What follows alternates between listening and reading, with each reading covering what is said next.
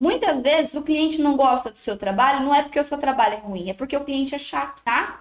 Existe cliente sistemático, existe cliente chato, existe cliente que é só por Deus. Existe. Pra quem tá começando agora no mundo do artesanato, existe. Pra quem vai começar a fazer biscoito agora, existe. Da mesma forma que existe clientes maravilhosos. E Carol, isso é exclusivo do mundo do biscoito? Não, não, não, não. Isso acontece em qualquer lugar. Na loja de sapato, no supermercado, no restaurante. Existe o cliente que vai chegar no restaurante e vai comer a comida, e mesmo que aquele dia a comida tá um pouquinho sem sal, ele vai falar: nossa, tava uma delícia, muito bom, bom demais, curti muito e foi show. Já vai ter aquele cliente que pode ir, a comida pode estar maravilhosa, comida dos deuses. E ele vai falar assim: ah, porcaria comida desse lugar. Mesmo ele tendo gostado, tá? Mesmo ele tendo gostado. Ó, atendimento não foi muito bom, não. Vai ter sempre um pontinho para reclamar. Ai, não gostei porque lá no banheiro não tem um cheiro de baunilha, aquelas essências. Ai, o refri tava um pouco quente. Sempre vai ter aquela pessoa que vai reclamar de tudo. Isso em todos os lugares. Isso é do ser humano, exatamente. É o estilo da pessoa. E a gente não vai conseguir mudar essa pessoa. Se a vida não mudou ela, a gente não vai conseguir mudar. E aí a gente tem que entender que tá tudo bem, que é só um. E aí você já vai pensar duas vezes antes de atender aquele cliente, tá? Vou falar para vocês uma coisa. Chega um momento que a gente começa a selecionar os clientes que a gente atende. Porque assim, a gente constrói toda uma base, a gente estuda, a gente tem um método de divulgação, um método de modelagem. Chega um momento que você, bum, na carreira, explode. E fica reconhecida demais da conta. E aí, clientes vêm atrás de você. E aí, na conversa, você já sabe como que é o cliente. Olha, eu quero igualzinho, assim, assim, assim, assim. Aí você já fala: ih, esse cliente vai dar dor de cabeça. Você já sabe. E aí você escolhe se você atende ele ou não. Dá para saber na conversa, antes de fechar a encomenda. Então, assim, meus amores, a grande maioria, eu vou falar para vocês aqui, pelo menos a minha experiência, a experiência das minhas alunas, a grande maioria dos clientes são bons. A grande maioria dos clientes são queridos, são compreensivos em vários pontos, são pessoas do bem, assim, sabe? Maioria. Mas vai ter aquele que vai dar chabu, vai ter um, pelo menos. Um. Pelo menos na sua carreira você vai ter um. E aí, meu amor, não é porque a sua peça tá ruim, que o seu trabalho não é bom, ou porque você não alinhou as expectativas do cliente, é porque o cliente é chato. E aí não tem o que fazer, tá? Demita ele ou não, vai de você. E entenda que não é culpa sua, para que você não se frustre, tá? Porque tem gente que desiste. Tem gente que desiste por causa dessas pessoas.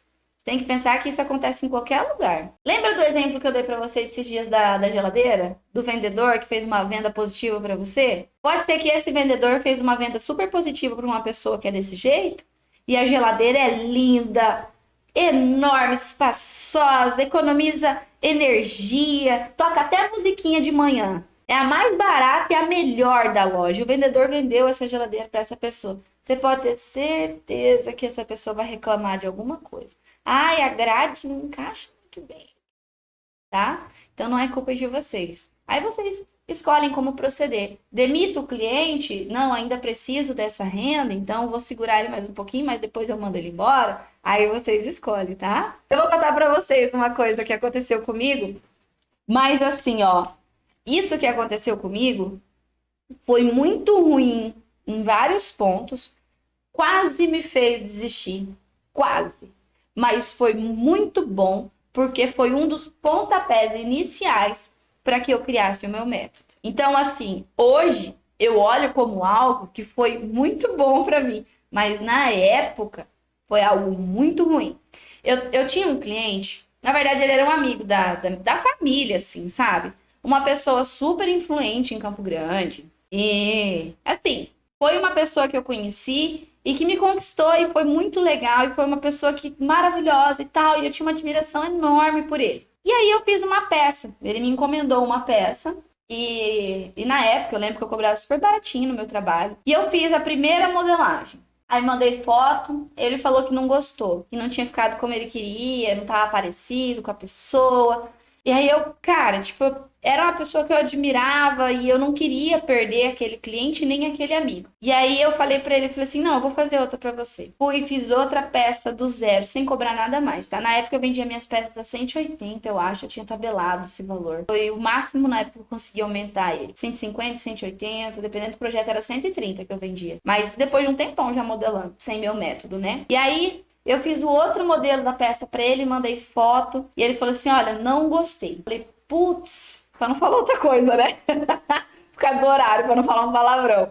Mas eu falei, gente, e agora? Eu já comecei a ficar desesperada. Porque eu falei assim, esse é o meu trabalho. Eu não consigo fazer, e agora? E eu comecei a pirar. E aí eu passei uns dias meio que chorando, meio na bad. Eu falei, não, eu vou fazer. Aí eu fiz a última vez a peça. Foram, se não me engano, foram 3 vezes. E aí eu mandei foto. E eu já tava injuriada, porque toda vez que eu mandava foto, ele falava que não tinha gostado, não tava parecido com a referência.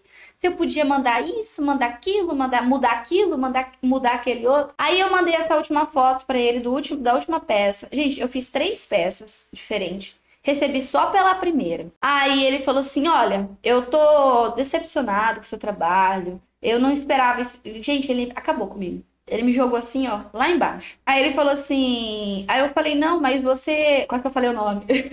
Não posso, porque é uma pessoa muito conhecida aqui em Campo Grande. Aí ele falou assim, eu esperava mais e tal e tal. E eu, puta já, né? Já tava muito bravo. E aí ele falou assim, não, mas... Aí eu falei, insisti, eu falei, eu vou mandar a peça. Ele falou, não queria mais. Ele falou assim, não, eu vou pagar porque você fez, mas eu não quero peça. Eu falei, não, eu faço questão de te enviar a peça. E a última tinha ficado mais bonita ainda de todas, sabe? Aí ele falou assim, não precisa. Eu falei, eu faço questão. Eu paguei o motoboy pra levar, eu nem cobrei dele a entrega. E aí eu falei, aí ele mandou assim pra mim, então manda, que eu vou dar pro meu neto brincar. Cara, aquilo acabou comigo. Aí eu, putz, né? Cara, um trabalho que eu fiz com tanto carinho, tantas vezes, nem recebi, e pra uma pessoa tão especial, e eu vi isso, sabe? Manda pra mim que eu vou dar pro meu neto brincar. Eu lembro que eu pedi o endereço dele, ele nem quis me passar, eu mandei entregar no trabalho. Foi absurdamente frustrante pra mim. Eu quase desisti. Eu fiquei um tempão, assim, sem modelar. Falei, cara, eu não vou mais, não vou. Eu não quero mais isso e não vou. E aí o Luiz sempre foi muito meu incentivador, né? O Luiz, pra quem não sabe, é meu marido e sócio do ateliê. Não, você não tem ideia das coisas que ele me falou, eu não vou falar aqui, mas foi bem chato mesmo. E ele sempre me incentivou, falou, vai. Aí eu falei, cara, ou eu começo a fazer a modelagem em biscuit do jeito certo, do jeito que vai agradar o cliente e que vai me fazer vender e viver exclusivamente do meu biscuit, ter renda com ele, ou eu vou arrumar um emprego fora. Foi uma das coisas, foi o que eu pensei. Só que o sonho de viver do meu biscuit, para quem não sabe, eu fiz faculdade de Direito, eu sou bacharel em Direito, mas eu não queria advogar. E eu já ouvia muito as pessoas falando para mim assim, ai, você largou o direito para fazer biscuit. Eu ouvia muito isso. Falei, cara, ou eu tomo a iniciativa de transformar o meu trabalho, ou eu vou abandonar tudo isso. E aí eu falei, não, eu sou mais do que isso. Eu sou mais do que essa pessoa que me humilhou. Eu sou mais do que esse ser humano que não tem um coração. Poxa! Aí eu falei, não, foi aí que eu decidi fazer diferente. Decidi fazer diferente do que estava todo mundo fazendo. Decidi fazer diferente do que eu estava fazendo da forma errada. E aí foi que eu estudei, busquei fora do mundo do biscuit as técnicas, fiz gente, gastei a granona com curso fora do Brasil. E com vários tipos de modelagem diferente, porque no biscuit eu não achava o que eu queria. E aí foi que eu peguei tudo isso, adaptei e criei o meu método. Tirei o que era desnecessário, deixei só o que era necessário, que gerava a verdadeira transformação, e criei o meu método. Aí a partir daí a coisa mudou. A partir daí o negócio transformou. E aí existe clientes ainda que vão querer que você mexe nisso, mexe naquilo, mexe naquele outro. Existe e tá tudo bem. Mas daí eu comecei a fazer trabalhos diferenciados, personalizados, comecei a ter técnicas de venda também. E aí eu me tornei uma artesã poderosa, reconhecida, que gera renda com biscuit. E aí, se um dia algum cliente desse me falar um negócio desse de novo, eu vou fazer assim pra ele, ó. Fih, vai plantar batata. Eu não quero nem conversar com você. Toma sua peça. Não precisa nem pagar pra ela, por ela, sabe? Porque eu sei o que é o meu trabalho hoje. Eu sei quem eu sou hoje.